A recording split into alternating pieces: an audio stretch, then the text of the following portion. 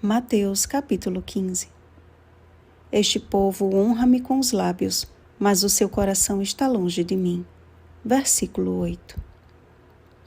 Os escribas e fariseus eram mestres em subverter a palavra de Deus a fim de seguir suas próprias tradições, e isso sob a capa de uma religião piedosa e rígida.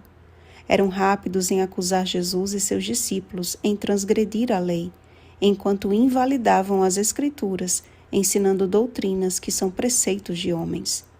O Evangelho segundo Mateus corrobora a verdade absoluta de que toda a Escritura é inspirada por Deus, segundo Timóteo capítulo 3, versículo 16, contendo cerca de 60 citações do Antigo Testamento. Apontando para o 5º mandamento do Decálogo, Jesus exemplificou o perigo em oferecer a Deus uma adoração vã, baseada em ensinamentos que em nada confirmam o que está escrito. Com ávido empenho, os fariseus erguiam o estandarte de suas tradições, enquanto pisavam os pergaminhos que diziam tutelar. Seus lábios estavam sempre aguçados para erguer a voz em acusações, enquanto mantinham-se afastados daqueles que consideravam impuros e indignos. Orgulhavam-se de sua condição sagrada, mas eram cegos, guias de cegos, e seu coração, um compartimento lacrado para o Mestre Divino. Muitos ainda hoje insistem em repetir o mesmo erro, fazendo da palavra de Deus ou um artifício para o fanatismo, ou mesmo apenas um livro de consulta aleatória para o relativismo. Fazem de Jesus o argumento principal de suas teorias, quando, na verdade, não estão dispostos a imitar-lhe na senda da humildade. A atitude da mulher cananeia ilustra a fé humilde daqueles que entendem que seguir a Jesus nem sempre significa ter a sua atenção imediata, mas que a provação da fé, uma vez confirmada, produz perseverança. Tiago capítulo 1, versículo 3. Afinal, ao proeminente apóstolo Pedro foi dito: homem de pequena fé. Mateus capítulo 14, versículo 31.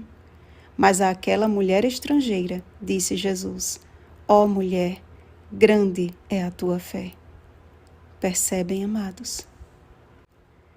Tem sido assustadora a maneira com que muitos professos cristãos, até mesmo adventistas, têm profanado a palavra de Deus com discursos muito bem elaborados, a fim de tentar validar pecados que o Senhor condena e abomina.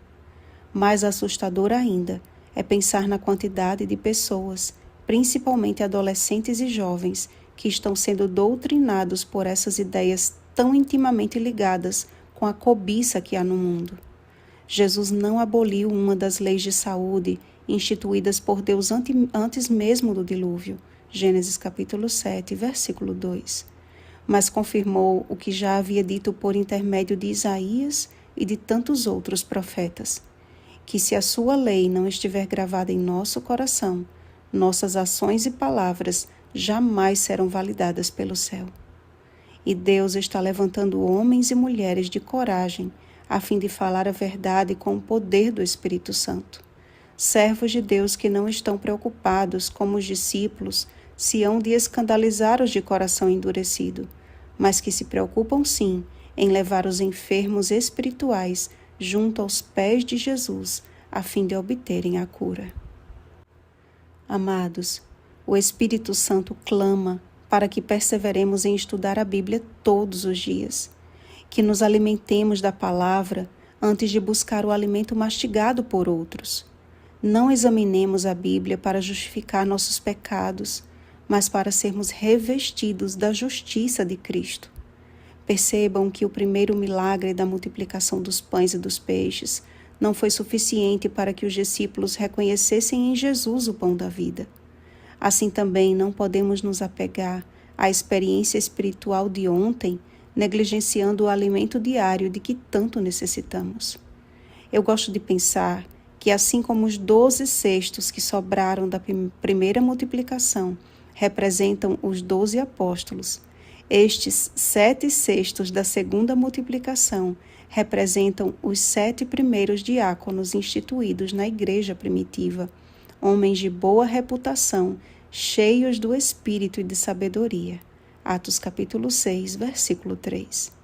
Isso significa que nós só podemos oferecer se antes tivermos de onde tirar. Precisamos hoje ser homens e mulheres cheios do Espírito Santo, pois haverá tempo, e ouso afirmar que já chegou, em que não suportarão a sã doutrina. Pelo contrário, cercar-se-ão de mestres segundo as suas próprias cobiças, como que sentindo coceira nos ouvidos, e se recusarão a dar ouvidos à verdade, entregando-se às fábulas. Tu, porém, sê sóbrio em todas as coisas, suporta as aflições, faze o trabalho de um evangelista, cumpre cabalmente o teu ministério. 2 Timóteo capítulo 4, versículos 3 ao 5. Está você disposta a aceitar essas ordens divinas? Oremos juntos então, amados. Pai nosso que está nos céus, o teu nome seja santificado em nossa vida e através de nossa vida. Concede-nos a sobriedade, a perseverança, a sabedoria e a capacitação do Espírito para o teu serviço. Enche-nos do Espírito Santo, para que com nossas lâmpadas bem acesas possamos proclamar o teu Evangelho eterno com poder. Em nome de Jesus. Amém. Vigiemos e oremos. Bom dia, cheios do Espírito Santo. Oremos pelo batismo do Espírito Santo. Oremos uns pelos outros. Rosana Garcia Barros.